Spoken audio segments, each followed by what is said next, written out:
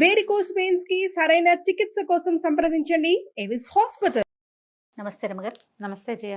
ఒక మంచి స్టోరీ చెప్పుకుందామండి. పల్లెటూరు కథ ఒకటి. పూర్వం అంటే ఒక పల్లెటూరులో రెడ్డి గారు ఒక ఆయన ఉండేవారు. చానాళ్ళు పిల్లలు పుట్టలేదట. లేక లేక ఒక కుమారుడు కలిగాడు. వాడికి ఓబిరెడ్డి అని పేరు పెట్టారు. అయితే ఈ ఓబిరెడ్డికి పెద్ద చదువు రాల, పైగా లేక లేక పుట్టడంతో పిచ్చి గారాబంట, అమిత గారాబం. ఏదో సుమారుగా ఉండేది, ఆడుకుంటూ ఉండేవాడు ఇంట్లో. అంత తెలివిగలవాడు కాదు.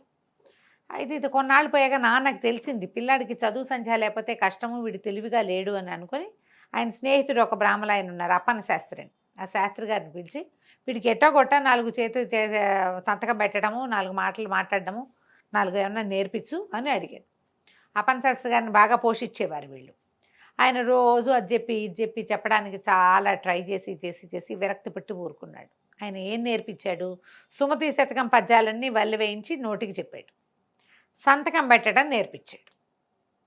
ఇప్పుడు నీకు ఇలన్నీ సాంగంగా చక్కగా నేర్చుకుంటే క్రమంగా ఎవడి సంతకం వాడు పెట్టేటప్పుడు వాడి తలకు సిగ్నేచర్ థింగ్ ఒకటి ఉంటుంది. అందులో నేనే నీకు జయలక్ష్మి పేరు రాయడం నేర్పించాను అనుకో, నీకు అవి రావాలని ఇంతంత రాసి పెడతా కదా, అంతేనా? అంతేగా. పెద్ద పెద్ద అక్షరాల్లో దిద్ది వాడికి పెద్ద పెద్ద అక్షరాల్లో సంతకం పెట్టడం మాత్రం వచ్చింది.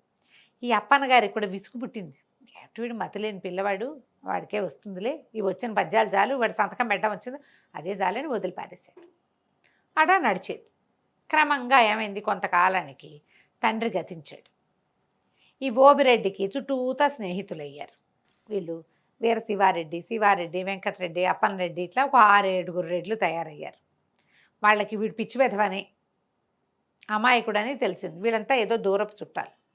ఎంతసేపు ఇంటికి వచ్చి ఉండేవాళ్ళు, అవి ఇవి వండిచ్చేవాళ్ళు, అది వండిచ్చి ఇది వండిచ్చుంటే వండిచ్చేవాళ్ళు. క్రమంగా ఇట్లా అయ్యాక వాడి దగ్గర డబ్బులు, ఇంట్లో ఉన్న డబ్బంతా తరిగిపోవటం మొదలుపెట్టింది. తండ్రి పొలాలు పుట్రలు తయారు చేసి పెట్టాడు కొడుకు కోసం.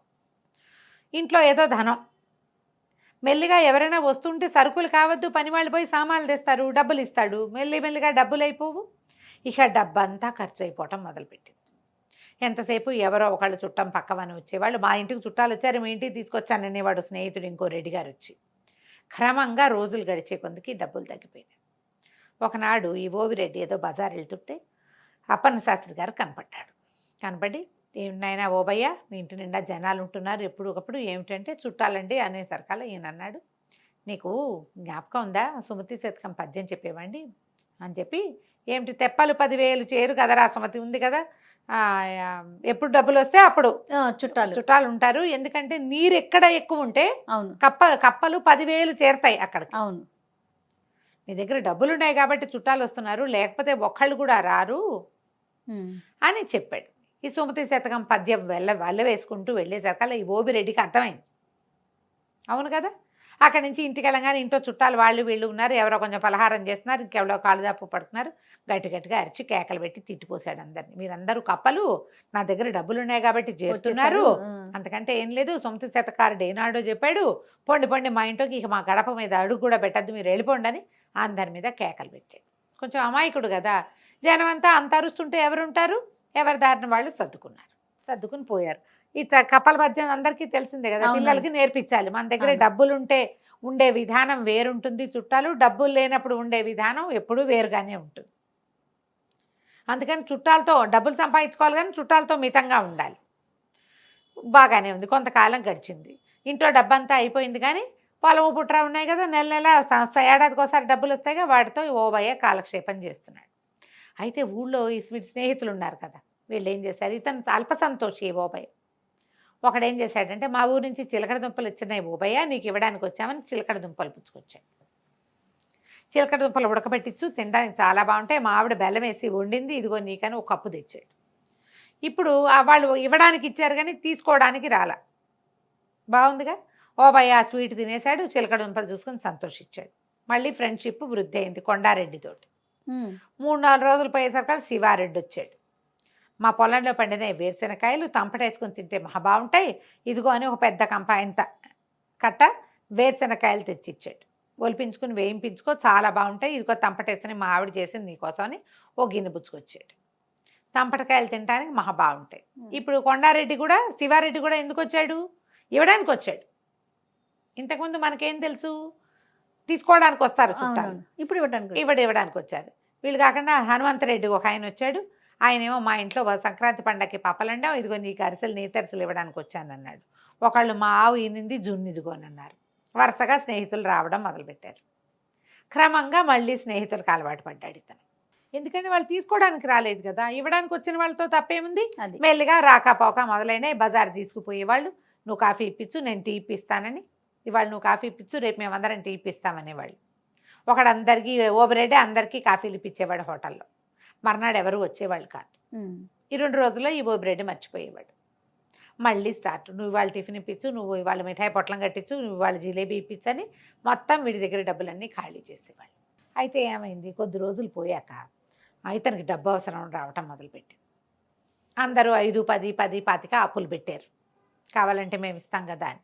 5, 10, 25 కలిపితే ఓ 100 రూపాయలు అవుతుంది అంతే. డబ్బులు అయిపోతున్నాయని అడిగేసరికి మళ్ళీ రావాలి కదా, పొలం డబ్బులు వచ్చేదాకా చేతిలో డబ్బు అయిపోతే ఏం చేయాలి. అవును. సరే అప్పులైనాయి. అయిన తర్వాత స్నేహితులంతా ఏం మాట్లాడుతున్నారంటే, ఈ బాబాయ్ పిచ్చి వెధవా, ఒక ఎకరం పొలం రాయించేసుకుంటే మన అప్పులకు సరిపెట్టచ్చు. రెండో వాడు అన్నాడు, అట్టెట్టా సరిపెడతావు వెధవ, 100 రూపాయలు కూడా అవ్వు, పొలం 1500-1400 ఉంటుంది ఎకరము అంటే. ఏం పర్వాలేదు వాడికి, వాడు ఒప్పుకోడు అన్నాడు. ఏం పర్వాలేదు, వాడికి ఏమైనా తెలుసా చచ్చా, అంత తెలివిగలవాడు కాదు. ఎకరం లాగేశామంటే సమానంగా పంచుకుందాం, 5గురం అందరూ కలిసి ఇచ్చింది 100 రూపాయలు, సమానంగా తలా ఒక 300 పంచుకుంటారు. ఓకే. వాడు పిచ్చి వెధవగా ఉన్న నాళ్లే మనకిది రేపొద్దున పెళ్లి చేసుకుని పెళ్ళాం వచ్చిందనుకో, ఆ తెలివిగలదైతే ఈ అవకాశం ఉండదు. వీడు మన చేతిలో ఉన్నప్పుడే మనం పొలాలు లాగేసేయాలి. మన పొలాలకు పక్కన ఉన్న ఎవరో ఒకటి పొలం పక్కన ఉందనుకో, అది వాడు ఆ పొలం కలుపుకుంటాడు. వాడి వారిని 300 వాడు ఉంచుకుని 1200కి మిగిలిన వాళ్ళకి అమ్ముతాడు. 1200 ఇస్తాడు, మిగిలిన వాళ్ళు పంచుకోవచ్చు. ప్లాన్ బాగుంది కదా. సరే ఇప్పుడు మరి వాడు సంతకం పెడతాడంటే వాడి బొందా, వాడికి సంతకం పెట్టడం ఒకటే వచ్చు, చదవటం రాదు. చదవటం ఎట్టాడివి చదవటం వచ్చు వాడికి, పెద్ద పెద్ద అక్షరాలు ఉంటే చదవగలుగుతాడు. ఆ పెదబాల శిక్షలో ఉన్నట్టు చేతిగడ్డ గొలుసుకట్టు రాతతోటి రాసుకొచ్చేస్తానని ఒకడు కొండారెడ్డి దస్తావేజులు రెడీ చేసుకుని వచ్చాడు. అతని పొలం పక్కనే ఈ ఓబయ్య కూడా పొలం కూడా ఉంది. అతను కలుపుకుంటాడు ఆ పొలాన్ని. సరే చేతిగా గొలుసుకట్టు రాతతో దస్తావేజు రాసేసి చేత్తో పుచ్చుకొచ్చాడు. పుచ్చుకొచ్చాక వాళ్ళు వచ్చేసరికల్లా ఇతను ఒక పద్యం చదువుకుంటాడు. ఏమిటది, మాటకు ప్రాణం సత్యం. ఏదైనా ఒక మాట మాట్లాడాలంటే నిజం ఉండాలి అందులో. అది ఆ మాటలకు ప్రాణం ఏమిటి, నిజం. నిజం. అథెంటిసిటీ కావాలి దానికి. తర్వాత ఆ కోటకి ప్రాణం సుభటకోటి. ఒక కోట ఉందంటే పెద్ద ఫోర్ట్, దానికి ఏముండాలి, అద్భుతమైనటువంటి భటులు ఉండాలి. సైన్యం లేని కోట ఎందుకు. అవును. తర్వాత చేటికి ప్రాణము మానము, స్త్రీలకి మానం ఉండాలి, మర్యాద. వాళ్ళ దాంట్లో వాళ్ళు ఉండగలగటం, అది అవసరం ఆడవాళ్ళకి. తర్వాత చీటికి ప్రాణము చేవ్రాలు. కాగితానికి ఒక కాగితం, దేనికైనా ఒక కాగితం అనే దానికి ప్రాణం ఏంటి, దాని మీద వ్రాలు. చీటికి ప్రాణము వ్రాలు. వ్రాలు అంటే రాత, చేవ్రాలు అంటే చేతి రాత. సంతకాన్ని కూడా చేవ్రాలుగా చెప్తారు. అంతేగా. ఈ పద్యం చదువుకుంటున్నాడు. జనాలు లోపలికి వచ్చారు. 5గురు ఫ్రెండ్స్ వచ్చి, అబ్బబ్బబ్బా మన బాబాయ్ ఎంత గొప్పవాడరా, ఎంత బాగా పద్యం చదువుతున్నాడు చూడు, అసలు కంఠస్వరం ఎంత బాగుంది, ఆ పద్యం ఎంత బాగుంది, ఎన్ని పద్యాలు వచ్చో వీడికి, మనకి ఇందులో సగం కూడా రావు రోయ్ అన్నారు. అనేసి సంతోషించాడు. వచ్చారు కూర్చోండి అన్నాడు. అన్నాక అసలు ఓబయ్య చేతి వ్రాలు కూడా ఎంత బాగుంటుంది, సంతకం అంటే వీడిదే, ఎంత బాగా పెడతాడు, ముత్యాల కోవ అంటే. అవునా అవునా అన్నారు. అనగానే అవును నేను బాగా పెడతానని వీడు చెప్పాడు, వాళ్ళు కూడా ఓహో అన్నారు. అయితే ఈ కొండారెడ్డి గారు ఏం చేశాడంటే, సరే ఆ వ్రాలేంటో దీని మీద పెట్టు చూద్దాం, ఎంత బాగా రాస్తావో, ఆ ముత్యాల కోవ ఏంటో నేను కూడా చూస్తానని పైన గొలుసు కట్టు రాతతోటి రాసేసిన దస్తావేజు తెచ్చి చేతులు పెట్టాడు. వీళ్ళందరూ ఓహో అంటున్నారు. ఇతను అమాయకుడు కదా, గబగబా కలం తీసుకొచ్చి ఓబయ్య వ్రాలు అని రాశాడు. లేదా ఓబిరెడ్డి, ఇంటి పేరు ఏదో ఉంది, చక్రాల ఓబిరెడ్డి వ్రాలు అని పెట్టాడు. పెట్టేసరికల్లా అందరూ అబ్బబ్బా ఎంత బాగుంది, అసలు ముత్యాలేగా, ఎంత బాగుందో చూడండి. అందరూ 5గురు చేతులు మార్చుకున్నారు కాగితాలు. మార్చుకున్నాక ఒక ఆయన అన్నాడు, ఒరే ఓబయ్య అసలు నీ సంతకం ఎంత ముచ్చటగా ఉందంటే పటం కట్టించుకుని పెట్టుకోవాలరా అన్నాడు. అనగానే ఓబయ్య ఏం చేశాడు, చర్రన ఆ కాగితం లాక్కుని పర్రమని దాన్ని చింపి తన సంతకం పెట్టింది చేతిలో పెట్టాడు. దీన్ని పటం కట్టించుకో అని ఈ కాగితాన్ని ఇట్లా చుట్టి పడేశాడు. కాగితంలో ఏముందో అతనికి ఏం తెలుసు, అక్కడి నుంచి ఎవరెవరా దస్తావేజు చింపేస్తావా నీ దుంపదేగా అని ఆ స్నేహితులు 5 మీద పడి చెంపలు వాయి కొట్టారు ఇతను. వీళ్ళు హాల్లో కూర్చున్నారు, గోలగోలగా వినపడుతుంది. ఆ అప్పన్న శాస్త్రి గారు ఎవరో రైతుతో మాట్లాడుతూ రోడ్డు మీద పోతున్నాడు. ఏమిటి ఓబిరెడ్డి ఇంట్లో ఇంత గోలవుతోందని పరిగెత్తుకుంటూ లోపలికి వచ్చాడు. ఏమిట్రా నాయన. స్నేహితులందరూ తను ఎందుకు కొడుతున్నారో అర్థం కాలే ఆ ఓబిరెడ్డికి. అవి జనాలు ఈయన పెద్ద మనిషి లోపలికి వచ్చేసరికి పంతులు గారు కదా కబుక్కుని ఆగేసరికి ఏమిటయ్యా ఓబిరెడ్డి ఏం తగదా, ఎవరినైనా పెద్ద మనిషిని పిలవాలి, మీద పడి దెబ్బలేమిటిది, ఏం జరిగింది అన్నాడు. అడగంగానే ఇతను గబగబా ఏం చెప్పాడు. అది కాదండి సంతకం పెట్టాను నేను, చేవ్రాలు ముద్దుగా ఉంది పటం కట్టించుకుంటాను అన్నాడు శివారెడ్డి, అందుకని చింపిచ్చాను, చింపేసరికల్లా కేక కొడుతున్నారండి వీళ్ళు, ఎందుకు కొడుతున్నారో నాకు కూడా తెలియదు మాస్టర్ అన్నాడు. ఆనంగానే అప్పన్ గారు అన్నాడు, దేని మీద సంతకం పెట్టేవరా, ఏ కాగితం చూపి అన్నాడు. ఆనంగానే ఇతను చుట్టేసాడు కదా, నలిపేశాడు, కొంచెం చిరిగినట్టు అయింది, నలిపి అవతల బారేశాడు. అక్కడ పడిందండి ఆ మూల అన్నాడు. వీళ్ళందరూ రియాక్ట్ అయ్యే లోపల ఈ అప్పన్న శాస్త్రి గారు కాస్త వెళ్ళిపోయి అతి కాగితం పుచ్చుకొచ్చేసాడు. అది నలిగింది చిరిగింది కానీ చీర్ణం అయిపోవాలా, మొత్తం కాగితం అంతా సాపుగా చేసి ఈయనతో మాట్లాడుతున్న రైతులు కూడా లోపలికి వచ్చి నుంచున్నారు. ఏదో జరుగుతోంది కదా, గొడవ అవుతుంటే అందరూ నుంచుంటారు కదా పెద్ద మనుషులు. ఆయన మొత్తం చదివి, ఇదేంటి బాబయ్య నాకు తెలియకుండా పొలం అమ్ముతున్నావా నువ్వు, పొలం శివారెడ్డి పేరు మీద రాసుంది అని కేకలేసేసరికల్లా ఈయన నేనేం అమ్మలేదండి, ఊరికే సంతకం పెట్టమన్నారు, ఏదో కాగితం మీద సంతకం ముద్దుగా ఉంటుంది పెట్టమన్నారు అనేసరికల్లా ఆయన గట్టిగా కేకలేశాడు. అక్కడి నుంచి పక్కన రైతులు వచ్చారుగా, వాళ్ళని పోయి గ్రామాధికారిని పిలుచుకురండి అని గ్రామాధికారిని తీసుకొచ్చారు. అక్కడ ఈయన అన్నాడు, నీకు పద్యం తెలుసు కదా, చీటికి ప్రాణం వ్రాలు అని, మరి ఈ చీటి మీద ఏదో కాగితం ఉంది రాసుంది, అది ఏమిటని చూడవా. వాడికి ఏంటంటే పెద్ద పెద్ద అక్షరాలు చదవటం అలవాటు, అంతే చదవగలడు. ఈ గొలుసు కట్టు రాతతో ఉన్నదాన్ని చదవలేకపోయాడు. స్నేహితులు పెట్టమన్నారు కాబట్టి సంతకం పెట్టాడు. గ్రామాధికారి వచ్చాడు, దస్తావేజు చూసి ఇంత దుర్మార్గం చేస్తారా, అమాయకుడు స్నేహితులను నమ్మితేని వాళ్ళు 5 ఏదో తప్పు కట్టించారు. తర్వాత ఊరంతా ప్రచారం చేశారు.